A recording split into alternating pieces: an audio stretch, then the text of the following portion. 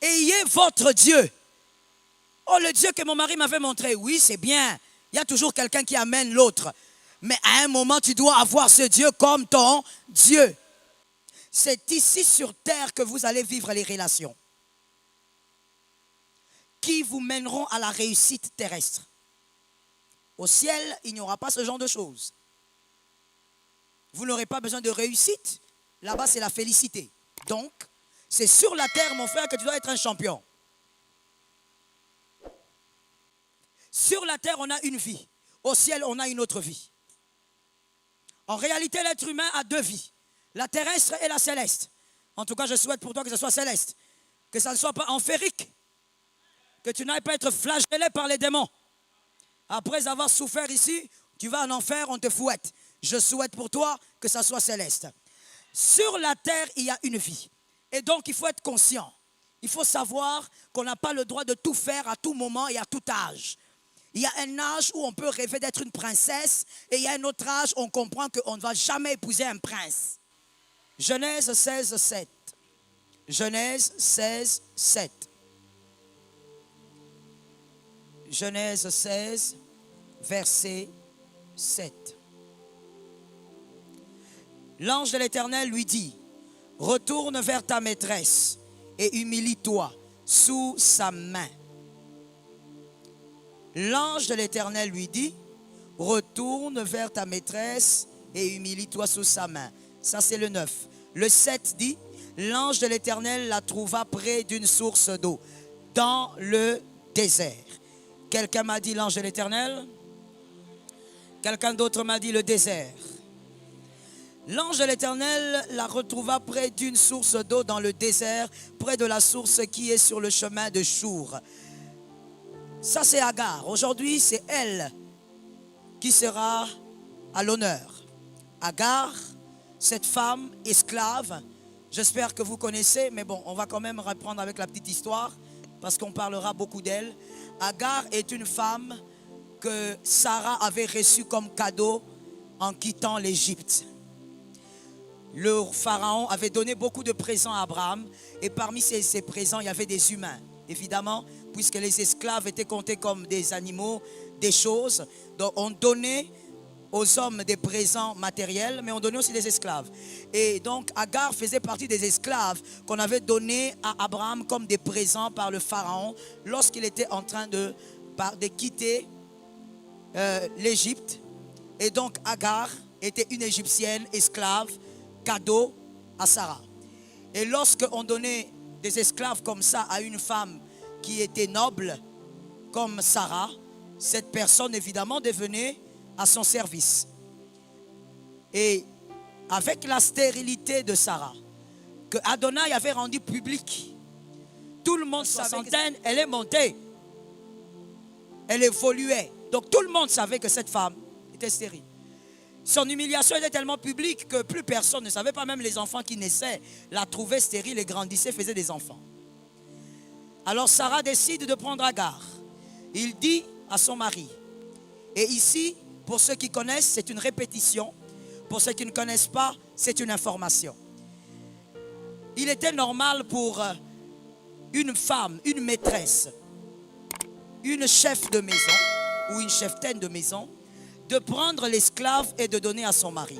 Ce n'était pas un tabou, comme aujourd'hui, il y a des gens qui enseignent en disant, regarde même, Abraham avait pris. Ce n'était pas la polygamie. Dans la culture juive, l'enfant de l'esclave qui naît dans la maison de la chef, de la maîtresse ou de la cheftaine de maison, et l'enfant est automatiquement l'enfant de cette femme.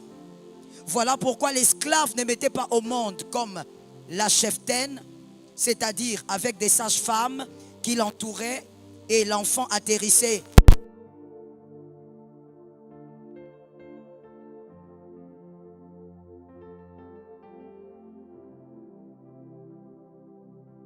sur les cuisses de la cheftaine pour dire cet enfant ne lui appartient pas, l'enfant appartient à la propriétaire de la maison. C'est comme ça que quand on dit que Jacob avait 12 fils, tous les 12 garçons ne sont pas nés de Léa et de Rachel. d'autres enfants sont nés des esclaves que Léa avait à sa charge et que Rachel avait à sa charge. Et on ne considère pas ça comme la polygamie, parce que ça faisait partie de la culture juive que Dieu leur avait donnée. Que l'esclave peut mettre au monde avec son patron si la femme lui donne au patron. Ce n'est pas la polygamie, ce n'est pas une maison, ce n'est pas un autre enfant, c'est son enfant. Ainsi, Agar n'avait pas fait quelque chose de nouveau. Sarah n'avait pas fait quelque chose de nouveau. Ça existait. Elle a dit, Abraham, moi je ne mets pas au monde, prends mon esclave, ça sera mon enfant, mettez au monde. Et c'est comme ça que Agar a accouché sur les cuisses de Sarah et Ismaël était censé être l'enfant de Sarah. C'est pourquoi que lorsque Sarah l'a fait, Sarah ne l'a pas fait avec l'intention de délivrer son mari. Sarah l'a fait avec la logique de la coutume. Quand moi je ne donne pas, l'esclave peut me donner des enfants. Est-ce que quelqu'un m'entend? Est-ce que quelqu'un a dit à son frère, nous avons compris? Et donc, lorsque maintenant, Sarah attend voir Agar se comporter comme une esclave, c'est-à-dire savoir que l'enfant qu'elle a fait n'est pas son enfant. Là maintenant, Sarah est étonnée, elle tombe de haut. Elle constate que l'esclave commence à s'accaparer de l'enfant. L'esclave commence à la mépriser. Mais ce n'était que normal. Pourquoi? Parce que ce qu'Agar avait fait, Zilpa, par exemple, l'esclave de Léa, ne l'avait jamais fait alors qu'elle a fait des enfants aussi, pour Léa. Pourquoi Zilpa ne l'avait pas fait? Pourquoi Agar l'a fait? Parce que Zilpa était juive. Agar n'était pas juive. Elle ne connaissait pas la culture. Elle ne connaissait pas cette coutume. Pour elle, elle a mis au monde, que ce soit sur les cuisses de Sarah ou pas, c'est son bébé. Et c'est ça que Dieu avait permis et avait créé lui-même dès le départ. Ainsi, Sarah un jour regarde et dit, cet enfant ne sera jamais le mien. Je veux dire à un homme ici, un homme masculin, lorsque vous épousez une femme, sachez une chose. Dieu a doté à la femme, qu'elle soit petite ou grande, beaucoup de capacités pour aider l'homme.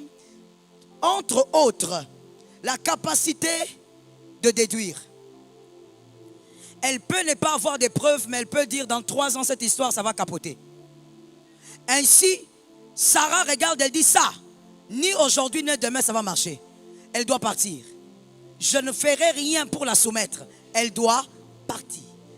Lorsque Sarah part, je veux d'abord vous rappeler que Sarah est partie 2 fois. Agar est partie 2 fois. Je n'aurai pas le temps de parler de la deuxième fois. Agar a fui 2 fois. Mais la première fois, c'est ce que nous avons lu, Agar, elle part. Quand elle arrive dans le désert, l'ange vient. L'ange de l'Éternel, qui veut dire l'Éternel lui-même. Il vient, il dit à Agar, qu'est-ce que tu fais ici? Pourquoi tu as fui? Comme s'il ne savait pas. C'est comme ça que je te disais quelque part ici, Dieu sait ce qu'on veut, mais il aime la précision. Quand tu pries, il faut prier avec. Il savait ce qu'Agar faisait là. C'était Dieu. Mais il lui demande, Agar, tu fais quoi ici? Agar dit, ma maîtresse m'a chassé, c'est pas possible. Elle m'humilie trop. L'ange de l'Éternel lui dit, tu dois rentrer. Rentre vers elle et reste là-bas. Le désert permettra à ce que Dieu envoie d'autres types d'hommes. Sans le désert, Agar n'aurait jamais vu Dieu. Au point où ce jour-là, Agar dit, celui qui me voit, je l'ai vu. Ce lieu, je l'appelle El Roi. El Roi est le nom que Agar avait donné à Dieu. Alors qu'elle ne connaissait pas le Dieu d'Israël. Elle dit à partir d'aujourd'hui, cet endroit est appelé El Roi. Celui qui voit m'a vu. Lorsque tu traverses l'humiliation, lorsque Dieu permet que tout le monde sache ce que tu traverses, tu dois savoir que ce 5e point est en train de se préparer. Dieu va t'envoyer les hommes du désert. Agar n'avait jamais vu le Dieu d'Abraham. Et je crois, quand je lisais ça, à chaque fois que je lis l'histoire d'Agar et Sarah, quand je compare, je suis plusieurs fois choqué. Parce que Dieu a fait certaines choses avec Agar qu'il n'a pas fait avec Sarah. Ça, c'est très bizarre. C'est ça, Dieu. Tu ne peux jamais le comprendre. Si tu as dit que tu l'as compris, tu es un menteur. Dieu, tu ne peux pas. My goodness. Agar a vu Dieu. Agar a vu Dieu. L'ange de l'Éternel, c'est le même qui est venu chez Gédéon. C'est Dieu lui-même. Mais Sarah ne l'a jamais vu. À part le jour où il parlait avec Abraham. Et d'ailleurs, il n'était pas venu pour Sarah, il était venu pour... Il n'est jamais venu pour Sarah, la femme de l'alliance. Mais il ne s'est jamais dépêché pour elle. Mais pour Agar, il est venu. Il a dit, je suis venu à cause de l'enfant. Mais il a parlé à qui? À Agar. Il n'a pas parlé à l'enfant. Il a donné les précisions à Agar sur ce qu'il allait faire avec Ismaël. Agar a dit, je l'appelle El Roi. Observez maintenant avec Sarah. Jusqu'à sa mort, Sarah n'a pas donné de nom à Dieu. Quoi? C'était le Dieu de son mari. Elle n'avait pas d'expérience avec ce Dieu-là. L'erreur que plusieurs femmes font ici. Puisque je ne parle pas à l'œil de Jésus, je m'adresse à vous. Plusieurs femmes, vous vivez la chrétienté de votre mari. Vous n'avez pas à vivre la chrétienté de votre mari. Ayez votre propre chrétienté. Je n'ai pas entendu les amens. Je vais entendre un deuxième amen. Ayez votre Dieu. Oh, le Dieu que mon mari m'avait montré, oui, c'est bien. Il y a toujours quelqu'un qui amène l'autre. Mais à un moment, tu dois avoir ce Dieu comme ton Dieu. Sarah n'avait pas dit, il n'y a pas de verset, mon frère. Même si tu dors avec la Bible aujourd'hui au chevet, tu ne trouveras pas ça. Où Sarah a dit, ah, je l'appelle à partir d'aujourd'hui, autant. Elle n'a pas donné de nom à Dieu. Qui veut dire, il n'y a pas eu d'expérience. Agar a dit, c'est El Roi. Celui qui voit m'a vu. Que celui qui voit te voie. À Siloé, que celui qui voit, que Jésus te fasse grâce. Et donc pendant le désert, pendant ce temps d'humiliation, au lieu de vous focaliser sur les larmes, observez bien, Dieu va vous envoyer les hommes du désert. Que j'appelle aussi les hommes de la destinée. C'est-à-dire les hommes que Dieu lui-même a choisis pour qu'ils marchent avec vous. Les hommes que Dieu a choisis pour qu'ils vous amènent quelque part. J'avais déjà dit ici, l'homme réussit par l'homme. Et Dieu va vous amener ces hommes-là, mais seulement pendant le désert. Pendant les moments les plus difficiles. Que Jésus t'accorde ces hommes. Voici la logique du Christ. Jean 17, 12. On va naviguer dans la logique du Christ et ça va nous amener quelque part. Voici la logique du Christ, lui étant le modèle. Jean 17, 12.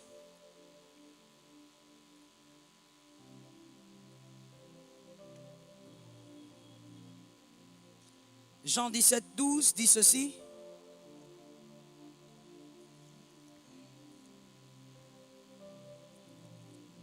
Lorsque j'étais avec eux dans le monde, quelqu'un m'a dit dans le monde, je les ai gardés en ton nom. J'ai gardé ce que tu m'as donné et aucun d'eux ne s'est perdu, sinon le fils de la perdition, afin que l'écriture fût accomplie. 3 amen. 1.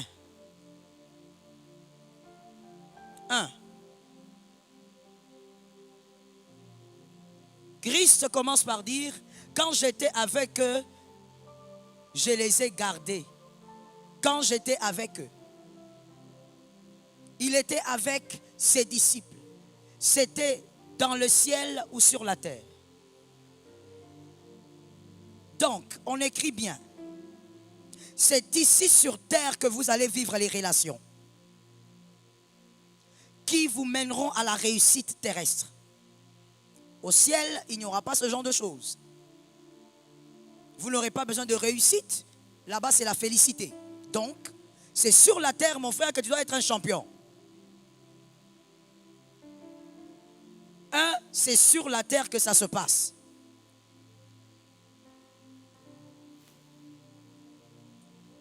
Quelqu'un a mis une virgule. Et ces relations doivent être sécurisées par le Christ. Car Jésus dit, je les ai gardés par la force de ton nom.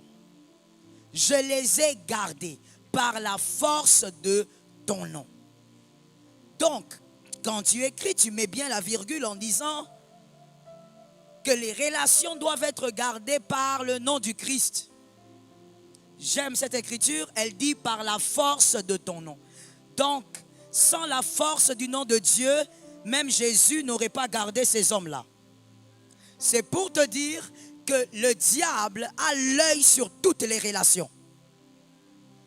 Lorsque Dieu te donne des hommes, les hommes du désert, les hommes qu'il te connecte avec pour ta destinée, protège tes relations par le nom de Jésus. Ton amen est pourri, donne-moi un amen. Il faut donner un amen de quelqu'un qui comprend. Protège tes relations par le nom de Jésus.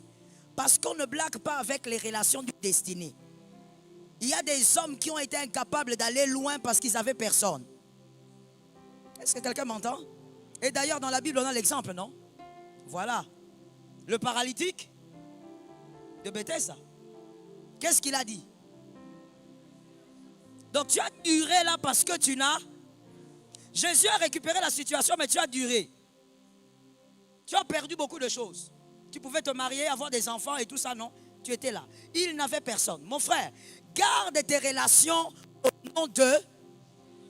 Quand Dieu te donne des gens, dis au Seigneur, Père, que le diable ne passe pas par ici. Ça localise quelqu'un. Tu dois savoir que parmi les choses que le diable a toujours combattues dès le départ, ça a toujours été les relations. Le diable n'a pas combattu les individus pour les avoir individuellement. Le diable a combattu d'abord les relations. Et je ne commence pas sur terre, je commence d'abord dans les cieux. La Bible dit dans Apocalypse 12,4 que le dragon, par sa queue, il a pris un tiers d'étoiles. Les étoiles, ce sont les démons. Il a convaincu un tiers d'anges. Qu'est-ce qu'il voulait? Il voulait créer ou briser la relation qu'il y avait entre les anges et depuis le ciel. Son problème a toujours été les relations. Le diable n'aime pas les gens ensemble. Donne un amen. Donne un amen faible comme ça. Le diable n'a jamais aimé voir les gens réussir ensemble, évoluer ensemble. Le combat du diable, c'est le combat de la destruction des relations. Là, c'était dans le ciel, n'est-ce pas? On quitte le ciel, on vient dans Genèse 3.1. Là, maintenant, il vient vers l'homme et la femme. Lorsque le serpent parle à la femme, savez-vous que le plan du serpent n'était pas d'abord de voir le couple pécher? Le plan du serpent était d'abord de voir l'homme et la femme. C'était ça le plan. Le plan n'était pas d'abord qu'ils pêchent. Le plan était, ils doivent se séparer. Lorsqu'il ira chez l'homme, l'homme va lui dire non, elle va dire oui, elle mange. La chose c'est sépare. Et Dieu crée quelque chose qu'il va créer après. Mais à la surprise du diable, Adam suit la femme. De toutes les manières, le diable réussit parce que la relation entre les deux et Dieu, la guerre du serpent, c'est la guerre des relations. Donne-moi 3 amens. La guerre du serpent, c'est la guerre des relations. Il faut briser, il faut séparer. Surtout lorsqu'on voit Dieu envoyer des hommes à quelqu'un, il faut briser. Le diable travaille sur ça plus qu'il ne travaille pour t'attaquer individuellement. Est-ce que quelqu'un m'entend? Voici pourquoi. Parce que seul, si tu as Jésus, tu vas réussir. Tu peux aller loin, mais tu prendras beaucoup de temps. Mais accompagné des hommes de la destinée, tu réussiras avec Jésus et tu gagnes le temps. Que quelqu'un lève la main droite et dise, le serpent ne va pas détruire ce qui m'appartient. Mon frère, ce soir-là, il faut parler avec autorité. Hein? Voilà, il faut parler avec autorité. C'est quand on a jeûné qu'on parle avec autorité. Le serpent ne doit pas avoir la place dans ta vie. le diable, il s'organise pour déstabiliser. Parce qu'il sait que parmi les éléments qui font réussir sur terre, il y a les relations. Regarde ton frère et dis-lui, sois ce que tu dois être. Maintenant, regarde une autre personne et dis à cette personne, sois ce que tu dois être pour moi. Les forces d'une destinée, on va les citer, hein? Je ne veux pas les expliquer, sinon on ne va pas évoluer. Les forces d'une destinée, pour que tu comprennes un peu la place des relations. Les forces d'une destinée, quand on est évidemment chrétien en Jésus, ici nous parlons en tant qu'enfants de Dieu. Premièrement, il y a votre intimité avec Jésus. Votre intimité avec Jésus, tout commence là. Tu peux avoir le reste, si tu n'as pas l'intimité avec Jésus, tu n'iras nulle part. Deuxièmement, la bonne compréhension de votre destinée. Vous devez avoir la bonne compréhension de votre destinée pour aller loin. On va te donner 4000 prophéties. Si tu n'as pas la bonne compréhension de ta destinée, les 4000 prophéties vont rester te regarder. Tu dois avoir la bonne compréhension de qui tu es. Troisième chose qui fait réussir une destinée, la prière. Vous ne pouvez pas réussir sans la prière car votre adversaire, le diable, rôde. Même si tu fais un bon travail, même si tu travailles avec zèle. C'est pourquoi la Bible dit, c'est en vain que vous vous levez tôt et vous vous couchez tard. Vous mangez le pain de la douleur, c'est en vain. Pourquoi? Parce que mon frère, même si tu fais tout ça, tu as les ailes. Mais celui qui nous combat comme il est spirituel, il est capable de te tuer pendant que tu es en train d'aller au travail. La prière doit être au-dessus de ton travail. J'ai aimé cette amen, c'est la main de Siloé. La prière. Ainsi, voilà pourquoi je disais, à chaque fois que tu as le temps, viens prier ici. Mets-toi à genoux, prie. Quatrième, le travail. Chacun selon le domaine de sa prédilection. On ne réussit pas dans une destinée parce qu'on a prié et qu'on a dormi toute la journée. Il faut prier juste après tu travailles, selon le travail de ta prédilection. Dieu t'appelle à faire quoi? Entre dedans. Dieu t'appelle à faire quoi? Pénètre la chose. Et mets-y du sérieux. Lorsqu'on met du sérieux dans un travail, ce n'est pas la qualité du travail qui compte, mais c'est plutôt le sérieux qui compte. Tu ne dois pas dire que non, mon travail il est médiocre, j'attends un gros salaire. Mets-y l'excellence dans ton travail. Cette excellence va t'amener très loin. N'attends pas grand, mets-y du sérieux. Est-ce que quelqu'un me capte? Le travail. On ne peut pas réussir une destinée seulement parce qu'on connaît qui on est et puis on prie. Tu dois travailler.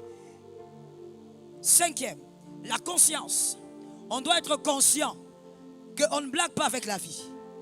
Sur la terre, on a une vie. Au ciel, on a une autre vie. En réalité, l'être humain a deux vies. La terrestre et la céleste. En tout cas, je souhaite pour toi que ce soit céleste. Que ça ne soit pas enférique. Que tu n'ailles pas être flagellé par les démons. Après avoir souffert ici, tu vas en enfer, on te fouette. Je souhaite pour toi que ça soit céleste. Sur la terre, il y a une vie. Et donc, il faut être conscient. Il faut savoir qu'on n'a pas le droit de tout faire à tout moment et à tout âge. Il y a un âge où on peut rêver d'être une princesse et il y a un autre âge où on comprend qu'on ne va jamais épouser un prince. C'est tout. Tu vas épouser ton gars du Bandundu, du Bas-Congo, de l'Équateur et voilà, tu évolues. Chaque chose a son temps. À un certain âge, il faut la conscience. Et je prie que tu aies la conscience qui correspond à ton âge. Parce que c'est ça aussi que j'ai remarqué en tant que pasteur. Il y a des gens qui sont conscients, hein? Ils ne sont pas inconscients. Mais seulement la conscience qu'il a là, c'est la conscience d'un enfant de 28 ans. Mais lui, il a 40. Il ne suffit pas d'être conscient. Il faut avoir la conscience qui correspond à ton âge. Tu dois être conscient que dans la vie, on ne réussit pas parce qu'on tend la main à gauche et à droite. J'attends 3 amens. Oh, tu vas guérir mon frère, t'en fais pas. Dans la vie, on ne réussit pas. Oh, personne ne peut réussir en tendant la main. Il faudrait que tu sois conscient que ta main là doit travailler au lieu d'être tendue. J'ai aimé cette main. Dans la vie, on ne réussit pas en ayant les yeux dans les poches des autres. Tu ne vas pas réussir, mon frère. La conscience de ta vie. Tu te regardes, tu dis, mon Dieu, pourquoi moi, dans ma vie, il faut toujours que je puisse regarder la poche des autres pour étudier? Seigneur, est-ce que toi, tu fonctionnes seulement comme ça? J'ai l'habitude de te dire, la manière dont tu considères Dieu, c'est comme ça qu'il te traite. Je reprends la phrase et tu vas le dire à ton voisin. La manière dont tu traites Dieu, c'est comme ça. La manière dont tu considères Dieu, c'est comme ça que Dieu te traitera. Si pour toi, Dieu, il ne bénit que par ton frère, ça veut dire qu'il faut qu'il donne à ton frère pour que toi, tu y en aies. C'est le système que Dieu va utiliser. Oui. À chaque fois que tu auras besoin de quelque chose, il va envoyer les frères là. Et toi, tu dis, ah, que Dieu soit béni. Parce que c'est ta foi. Il ne va pas aller au-delà. Mais si toi, tu comprends que ça, ce n'est pas normal. Je ne suis pas obligé. Tu as aussi plusieurs manières de me faire étudier. Même si je suis orphelin, tu peux ouvrir le ciel. Dieu va ouvrir le ciel. On va t'envoyer de l'argent, tu ne vas pas comprendre d'où. Et un montant qui te permet de commencer un commerce. Et tu te prends en charge. On ne peut pas réussir en ayant les yeux dans les poches. Tu ne peux pas réussir en comptant sur le nom de papa. Le nom de maman. Non. L'erreur que certaines personnes ont fait dans ce pays. C'est-à-dire quand Dieu te bénit, oh, je prie que tu m'entendes. Je sais que Dieu te bénira. Je parle ici comme Abraham est en train de parler. Je dis à quelqu'un, je sais que Dieu te bénira. Je sais que l'Éternel est avec toi. Je parle comme Jonathan à David. Je sais que l'Éternel te fera grâce. Quand Dieu te bénira, fais en sorte que ta bénédiction forge tes enfants. Ne fais jamais de ta bénédiction la monture de tes enfants. C'est ce qui a créé les nouveaux pauvres. On va les appeler comme ça. Papa était, aujourd'hui ils sont rien. Ils commencent à morceler les parcelles.